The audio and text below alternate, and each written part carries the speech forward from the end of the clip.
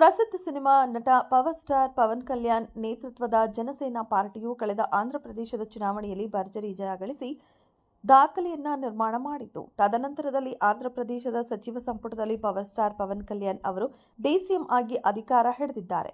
ಇನ್ನು ತನ್ನ ರೆಕ್ಕೆಯನ್ನ ವಿಸ್ತರಿಸುವ ಪಕ್ಷವು ಕರ್ನಾಟಕದಲ್ಲೂ ತನ್ನ ಮೊದಲನೇ ಹೆಜ್ಜೆಯನ್ನ ಇಟ್ಟಿದೆ.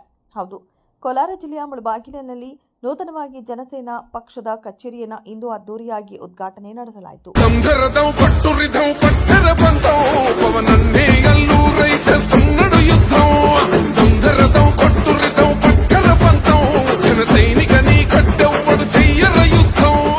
ಜನಸೇನಾ ಪಾರ್ಟಿಯ ಎಪಿಐಐಸಿ ಡೈರೆಕ್ಟರ್ ಮೈ ಫೋರ್ಸ್ ಮಹೇಶ್ ಅವರು ಜನಸೇನಾ ಪಾರ್ಟಿಯ ಬಾವುಟವನ್ನು ಹಾರಿಸುವ ಮೂಲಕ ಕಾರ್ಯಾಲಯವನ್ನು ಉದ್ಘಾಟನೆ ಮಾಡಿದರು. ಮುಲ್ಬಾಗಲ್ ಎಷ್ಟೋ ಜನಸೇನಾ ಪಾರ್ಟಿ ಕಾರ್ಯಕ್ರಮಗಳಂದರೆ ಎಲ್ಲೆಲ್ಲೋ ಮಾಡಬೇಕು ಅಂತ ಟ್ರೈ ಮಾಡಿದ್ದೀವಿ. But Jana Sena party office, Jana Sena party ಕರ್ನಾಟಕದಲ್ಲಿ ಮೊದಲನೇ ಆಫೀಸು ಮುಲ್ಬಾಗಲಲ್ಲಿ ಓಪನ್ ಆಗಿದ್ದು, ಇದು MPS ಅವ್ರ ಡಿಸಿಷನು, ಮೈ ಫೋರ್ಸ್ ಮಹೇಶ್ ಡಿಸಿಷನು, ಇಲ್ಲಾಂದರೆ ನಮ್ಮ ಜನಸೇನಾ ಪಾರ್ಟಿ ಅವ್ರ ಡಿಸಿಷನು ಅಲ್ಲ. ಖಂಡಿತ ಇದು ಪರಮೇಶ್ವರು ಧರ್ಮಸ್ಥಳದ ಶ್ರೀ ಮಂಜುನಾಥ ಸ್ವಾಮಿ ಅವರ ಡಿಸಿಷನ್ ಅಂತ ನಾನು ಅನ್ಕೊಂತಾ ಇದ್ದೀನಿ. ಯಾಕಂದರೆ ಕರ್ನಾಟಕಕ್ಕೆ ಯಾವ ಪಕ್ಷ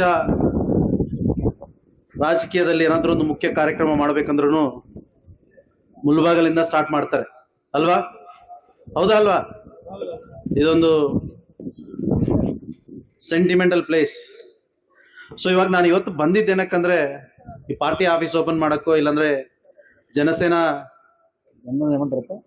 ಜಂಡನ ಏಮಂತಾರೆ ಫಸ್ಟ್ ಅಶ್ವ ಆಗ್ತಾ ಇದೆ, ಜಾಸ್ತಿ ಮಾತಾಡಲ್ಲ, 2 ನಿಮಿಷ. ಯಾಕಂದ್ರೆ ಒಳಗಡೆ ಬೈಕೊಂತ ಇದ್ರೆ ಗೊತ್ತಾಗತ್ತೆ. ಜೈ ಜನಸೇನಾ, ಜೈ ಜನಸೇನಾ. ಹಿಂದೆ ಒಳ್ಳೆಯವ್ರು ಇರ್ಬೋದು, ಕೆಟ್ಟವ್ರು ಇರ್ಬೋದು, ದೇವ್ರ ಮೇಲೆ ಇರ್ಬೋದು, ಮನೆಯಲ್ಲಿ ಇರ್ಬೋದು, ತಾಯಿ ಅಂತ ಒಬ್ರು ಇರ್ತಾರೆ, ಅಣ್ಣ ಅಂತ ಒಬ್ರು ಇರ್ತಾರೆ, ಒಂದು ಫ್ಯಾಮಿಲಿ ಅಂತ ಇರುತ್ತೆ. ಅದೇ ರೂಪ ಎಲ್ಲಾರ ಮನೆಯಲ್ಲೂ 6 ತಿಂಗಳ ಮಗು ಆಗಿರ್ಬೋದು, 60 ವರ್ಷ ಮುದುಕ ಆಗಿರ್ಬೋದು, 40 ವರ್ಷ ಅಣ್ಣ ಆಗಿರ್ಬೋದು, ಎಲ್ಲರ ರೂಪದಲ್ಲಿ ನಾವು ಪವನ್ ಕಲ್ಯಾಣ್ ನೋಡ್ಬೇಕು. ಇದು ನನ್ನ ಆಸೆ. ಏನಕ್ಕೆ ಈ ಮಾತು ಹೇಳ್ತಾ ಇದ್ದೀನಿ ಅಂದ್ರೆ, ಏನು ಇವತ್ತೊಂದು ದಿವಸ ಕರ್ನಾಟಕದಲ್ಲಿ ಮೊಟ್ಟ ಮೊದಲು ಸೂರ್ಯ ನಮ್ಮ ಮುಳಬಾಗಿಲು ತಾಲೂಕಲ್ಲಿ ಉದಯ ಮಾಡ್ತಾರೆ. ಇಲ್ಲಿ ಜಾಗದಲ್ಲಿ ಮಾಡಬೇಕು, ಒಂದು ಕಚೇರಿ ಮಾಡಿ ಜನಸೇನಾ ಅಂದ್ರೆ ಸಿದ್ಧಾಂತಗಳು ಇಷ್ಟಪಟ್ಟು ನಾನು ಬಂದಿದ್ದೀನಿ.